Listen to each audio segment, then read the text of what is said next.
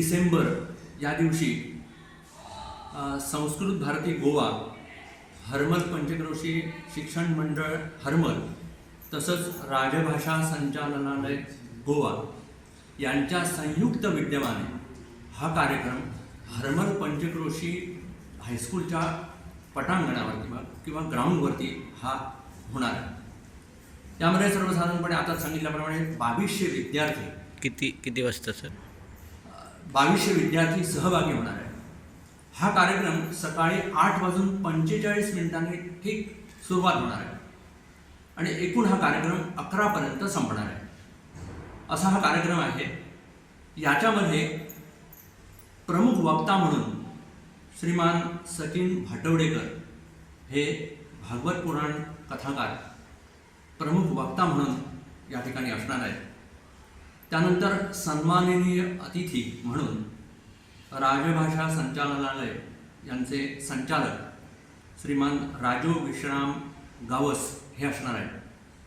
तर या संपूर्ण गीतामृतम कार्यक्रमाचे अध्यक्ष म्हणून आपल्या हर्मल पंचक्रोशी शिक्षण मंडळाचे अध्यक्ष तसेच माजी मुख्यमंत्री श्रीमान लक्ष्मीकांत पारसेकर हे भूषवणार आहे.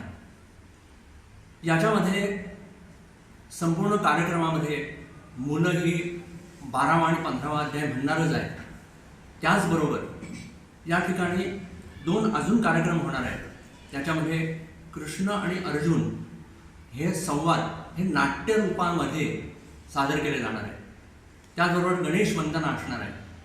त्याचबरोबर या ठिकाणी आणखीन एक याच म्हणजे भगवद्गीतेवरती मधुराष्टकम अशा प्रकारचा हा कार्यक्रम नृत्य नाटिकेमधून तो सादर केला जाणार आहे.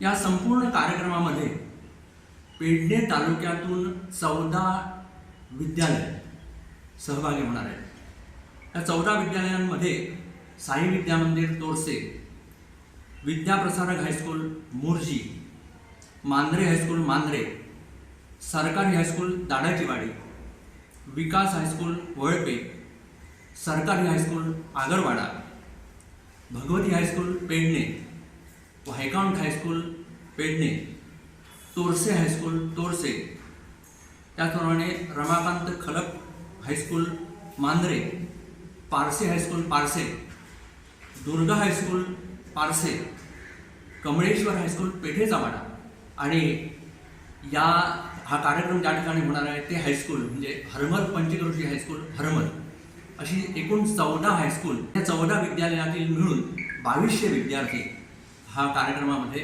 अशा प्रकारचं गीता पठण करणार आहेत. असा एकूण हा कार्यक्रम आहे.